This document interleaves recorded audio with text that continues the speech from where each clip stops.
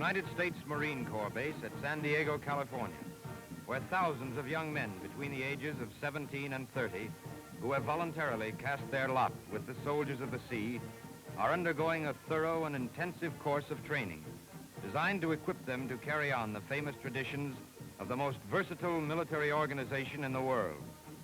Here, under the leadership of men steeped in the history of the Corps, which has seen active service during 100 of the 166 years of its existence, and which has served with distinction under every notable commander from Washington to MacArthur, these new recruits soon discover that they must be something of a sailor and everything of a soldier, able to hike like an infantryman, to handle guns like an artilleryman, to know something not only of wireless telegraphy and mechanics, but of aviation and the art of aerial combat as well.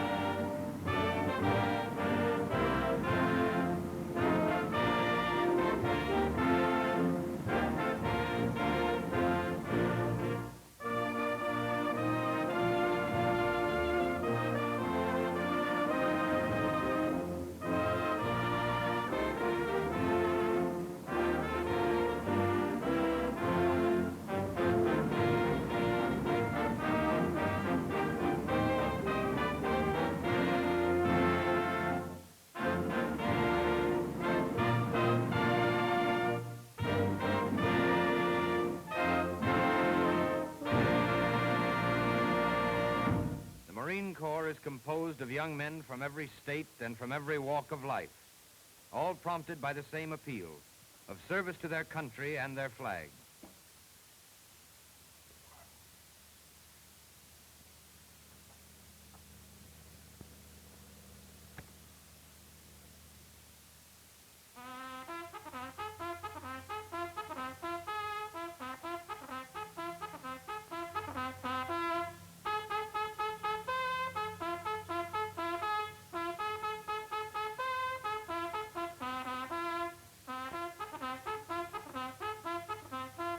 To the average eye, these new and raw recruits, boots in the language of the Leatherneck himself, are just a group of ordinary boys.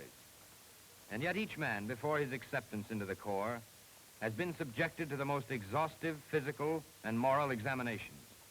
For the Marines, first of all, want men who are strong and clean. The best uniform in the storeroom will not make a civilian look like a Marine.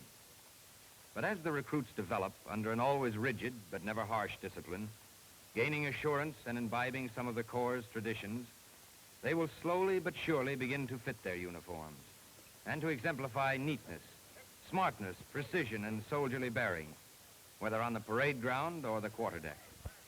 For in the Marine Corps, men are required not only to trust in God and keep their powder dry, but to see that their pants are pressed as well.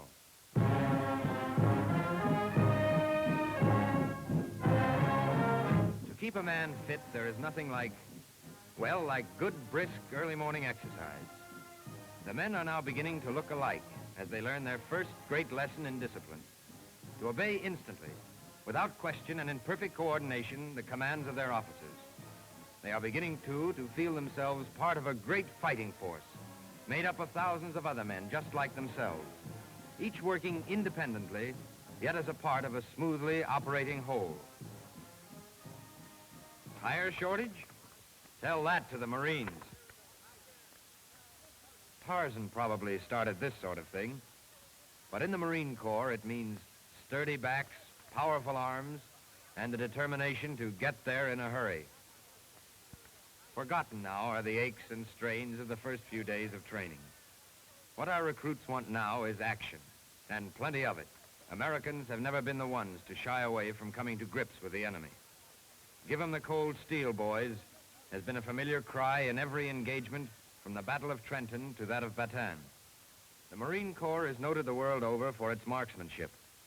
Indeed, so highly regarded is good shooting that the recruit must devote almost half of his basic training period to instruction and actual work on the rifle range. Not only is he required to learn to take care of his rifle, to take it apart and put it together again even in total darkness, but here on the firing line, under the eyes of his superiors, from many of whose chests dangle the coveted sharpshooter's decorations, the recruit learns to find the bullseye.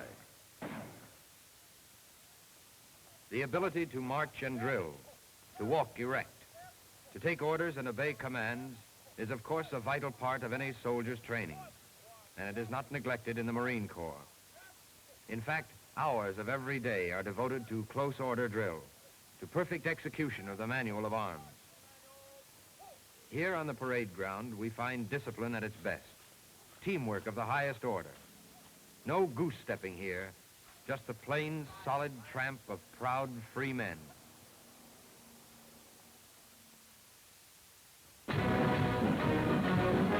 The Marine Corps has always been a component part of the United States Navy. Created November the 10th, 1775 by the Continental Congress as the first federal organization of fighting men for service on the land and sea, it is required as part of its amphibious warfare mission to provide and maintain a quota of specially trained men for every ship of the line.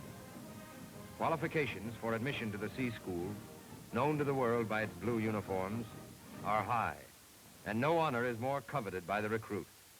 Perhaps the most interesting duty of the Marine aboard ship is participating in target practice. But whether it be handling the huge shells which feed the mighty guns of today, range finding, or leading the landing parties, Marines glory in action on the sea, upon which many of their most memorable deeds of valor have been performed.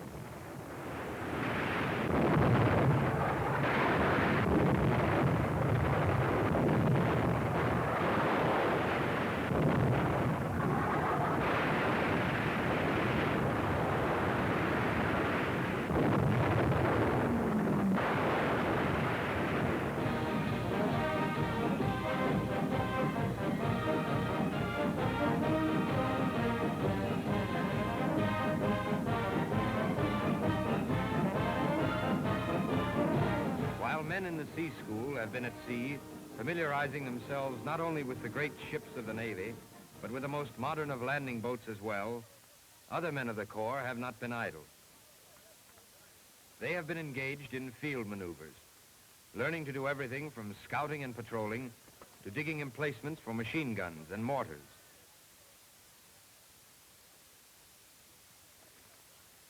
For proof of the efficiency of the Marine Corps aviation arm, we need look no further than Wake Island, where one of the most glorious pages in Marine Corps history was written.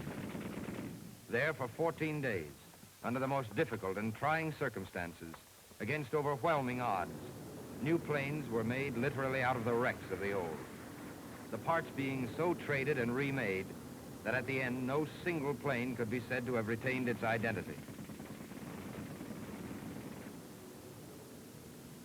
Past masters with the rifle, Marines must be no less efficient with the machine gun and its greater firing power. They must know how to operate and to maneuver tanks in battle, to handle the mortars, the howitzers, and every other weapon which the ingenuity and productive skill of this great democracy can place in their hands. So that when their time of training is over, and they are ready to take their places in the only spot which Marines recognize, the line of battle, they are men capable of taking it as well as dishing it out. Men who, wherever they may be sent, are bound together by ties of honor and loyalty to one flag, one country, and one purpose, ready to give to America the full measure of their patriotic devotion. We fight our country's battles on the land and on the sea. First to fight for right and freedom, and to keep our honor clean. We are proud to claim the title of United States Marine.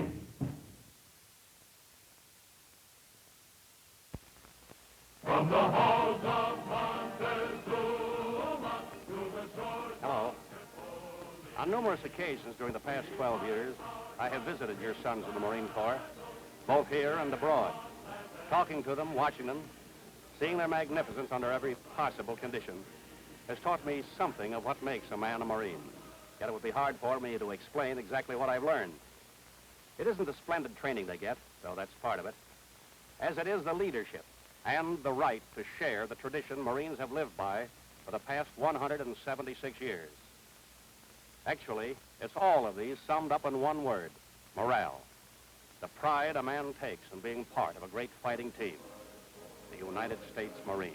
Thank you, Joey Brown. If you're a man between 17 and 30, visit your nearest Marine Corps recruiting office and volunteer now. You'll be proud to bear the title of United States Marine.